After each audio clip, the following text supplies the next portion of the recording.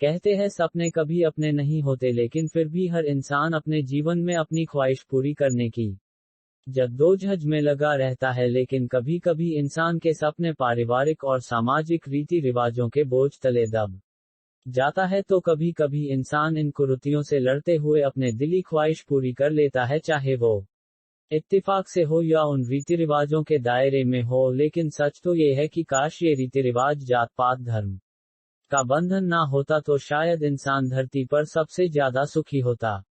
कहानी की शुरुआत होती है एक माध्यम वर्गीय परिवार से, जहां ठाकुर साहेब अपने धर्मपत्नी और अपनी 4 पुत्री और एक पुत्र के साथ बड़े खुशी ढेर सारे सपने संजोए अपना जीवन व्यतीत कर रहे थे और अपनी दवा की दुकान से अपने परिवार का भरण पोषण कर रहे थे। वक्त के साथ जीवन अपनी दूरी तय कर रही थी और एक वक्त ऐसा आ गया जहां ठाकुर साहेब को अपनी पुत्री भारती की शादी की चिंता सताने लगी। और बहुत अरसे बाद वो वक्त भी आ गया जब उनकी पुत्री भारती के रिश्ते के लिए लड़के वाले उनके घर आने वाले थे। ये खबर बिना किसी देरी के वो अपनी धर्मपत्नी को देना चाहत थे और ठाकुर साहेब अपने दवा की दुकान से सारे काम निपटा के घर आए। जी सुनती हो ठकुराइन, कहाँ हो? जरा फ्रिज से ठंडा पानी लेती आओ, बड़ी प्यास लगी है। और सुनो, अपनी भारती के लिए रिश्ता आया है।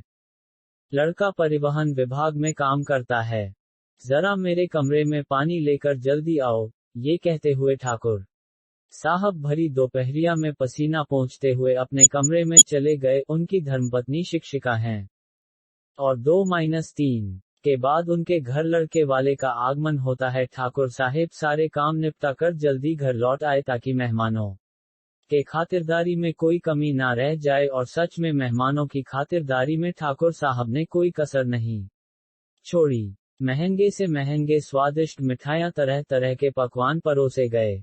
लड़के और उसके परिवार वालों ने भारती को देखा, भारती उन्हें पसंद आ गई। इसके बाद दौर शुरू हुआ लेन देन की बातों का। चूंकि लड़का सरकारी नौकरी में था तो हर लड़की के पिता की भांति भारती के पिता भी इस रिश्ते को हाथ से जाने नहीं देना चाहते थे। लेकिन लड़के वालों की मांग सुनकर भारती ने कड़े शब्दों में मना कर दिया था। भारती की मां को भी ये रिश्ता दहेज के कारण मंजूर न था और आखिर में रिश्ते के लिए ठाकुर साहब ने ना कह दिया। भारती अपने 4 बहनों और एक भाई में मंझली थी। उस लड़के से शादी ना होना शायद भारती के लिए अच्छा ही हुआ, क्योंकि वह आगे पढ़ना चाहती थी और कुछ बनना चाहती थी। भारती अत्यंत सुलझी हुई शांत स्वभाव की लड़की थी। हाई स्कूल पास करने के बाद उसने कॉमर्स में अपनी रुचि जताई और इसी में अपना भविष्य ढूंढने में लग गई। हालांकि उसने स्नातक में कॉमर्स की पढ़ाई के साथ साथ बैंकिंग और अन्य परीक्षाओं के लिए खुद को तैयार करने की कोशिश की ताकि कोई नौकरी पा सके और आगे पीएचडी की पढ़ाई और रिसर्च करने में कोई आर्थिक समस्या न हो। बहरहाल पढ़ाई के दौरान उसके कई दोस्त बने जो उसे काफी अजीज होते थे। इसी दौरान हर लड़की के जैसे भारती के भी कुछ ख्वाब पलने लगे। मन किसी लड़के पर आ गया। इन्हीं में से एक लड़का था भारत, बहुत मैच्योर, पारिवारिक और व्यवहारिक। इंजीनियरिंग की पढ़ाई के साथ साथ पार्ट टाइम जॉब भी कर रहा था। बातचीत थोड़ी आगे बढ़ी, पहले दोस्ती फिर प्रेम के आगोश में डूबते गए। फिर घर वाले और समाज, जात पात, ऊंच नीच का भय दोनों के मन में आने लगा। भारती इस रिश्ते में आगे बढ़ने से पहले अपने पैरों पर खड़ी हो जाना चाहती थी ताकि उसके परिवार वाले राजी खुशी उन दोनों को अपना लें। खैर, समय अपनी गति से चलता है। कुछ 2-3 सालों के बाद भारती यूजीसी नेट क्वालिफाई करती है और कुछ टाइम बाद उसका सिलेक्शन गेस्ट लेक्चरर के तौर पर पास के ही कॉलेज में हो जाता है।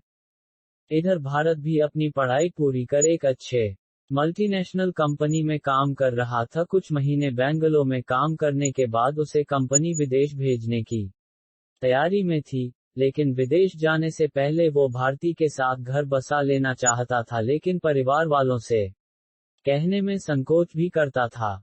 लेकिन आपसी तालमेल के बाद दोनों एक दिन मुकर्रर करते हैं और अपने परिवार जनों के सामने अपने अपने दिल की बात रखते हैं।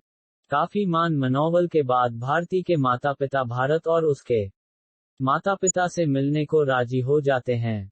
इधर भारत भी अपने माता पिता को जैसे तैसे करके मना लेता है।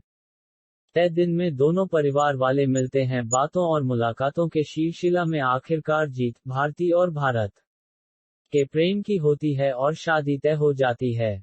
तय तारीख पर दोनों की शादी हो जाती है। दोनों परिवारों के बीच भी धीरे धीरे तालमेल बैठ जाता है और सभी लोग प्रेम से रहने लगते हैं। और इस प्रकार ठाकुर साहेब के सपने भी पूरे हो जाते हैं और भारती अपने मोहब्बत को पाने में कामयाब भी हो जाती है। सपने हकीकत में बदल तो जाते हैं। ये कहानी तो यहीं अपने एक सुखद अंत तक पहुंच गई। लेकिन काश ये कहानी वर्तमान में हर भारती और भारत की होती तो समाज में फैली इस जात पात, धर्म, रीति रिवाज जैसे दूषित बीमारी का निदान हो जाता। रिश्ते चाहे जैसे भी बने, अगर वे प्रेम और संस्कार के प्रांगण में हो तो उसे कोई रीति रिवाज और जात पात नहीं रोक सकती।